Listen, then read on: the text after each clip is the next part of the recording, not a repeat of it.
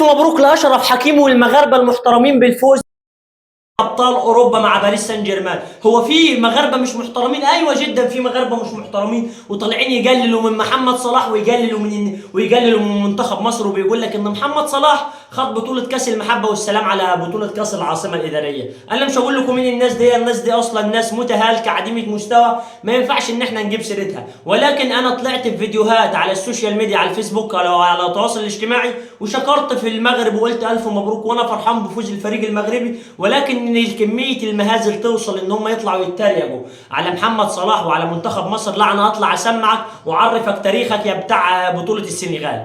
تمام، انا بحترم المغرب جدا، ولكن الناس دي مش عايزه تحترم نفسها، الحسنه بتخص والسيئه بتعم.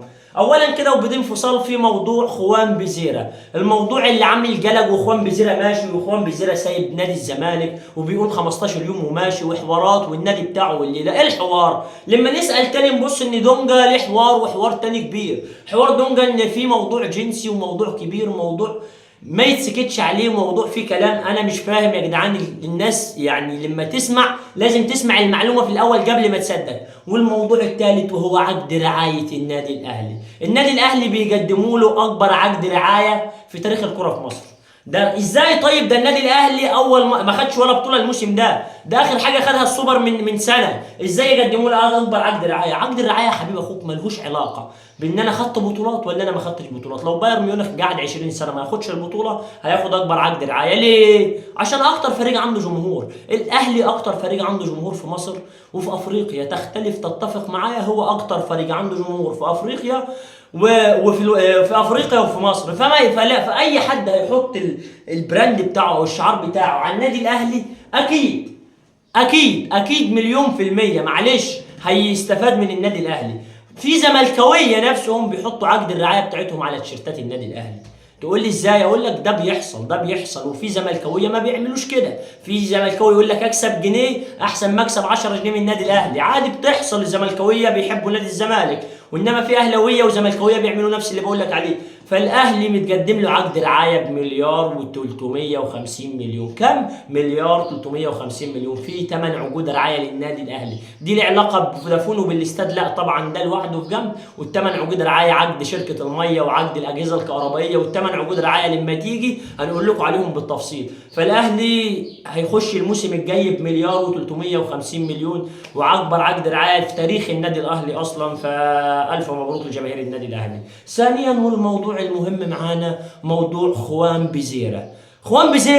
الناس بتقول ان هو هيسيب الزمالك، الناس بتقول ده راح البرازيل ومش راجع تاني، الناس بتقول ده مش عارف حصل ايه. خوان بيزيرا كان لابس شورت الزمالك وطالع بيتدرب مع مدرب الاحمال بتاعه في البرازيل عادي بشورت الزمالك، والناس بعينه لسه بتتكلم. خوان بيزيرا طلع مع عمرو اديب واتكلموا وقال لك انا فرحان بوجودي في الزمالك، وهو الواد بتشوفه بيعمل ايه مع جماهير الزمالك. وقال لك انا لسه ليا 3 سنين وانا مستمر في نادي الزمالك. خوان بيزيرا ليه فلوس عند نادي الزمالك، وليه مكافأة الدوري، وهياخد الفلوس بتاعته وهياخد مكافأة الدوري. النادي بتاعه من ضمن 18 ايقاف قيد ليهم هم ايقاف قيد من ضمن ال 18 ليهم فلوس عند نادي الزمالك، وهم فعلا برضه هياخدوا الفلوس بتاعتهم. في حوار مع بيزيرا اللي عنده مشكله ولا في اي حوار ولا قال 15 يوم؟ كل الكلام ده عبثي مطلعينه شويه اعلاميين مغرضين على نادي الزمالك، انما الكلام ده عاري تماما من الصحه. سالنا خوان بيزيرا ليه فلوس، خوان بيزيرا هياخد الفلوس بتاعته هياخدها. فالموضوع هنا مش موضوع فلوس، ده هنا موضوع اعلاميين عادمين ضمير طالعين يرموا كلام ويعملوا ويسخنوا الناس على الجماهير ويسخنوا الجماهير على الاداره والكلام ده. فالكلام ده عاري تماما من الصحه، ملوش اي اساس ولا ليه اي سند، ولو حد معاه السند بتاعه يبقى يكلمني خاص.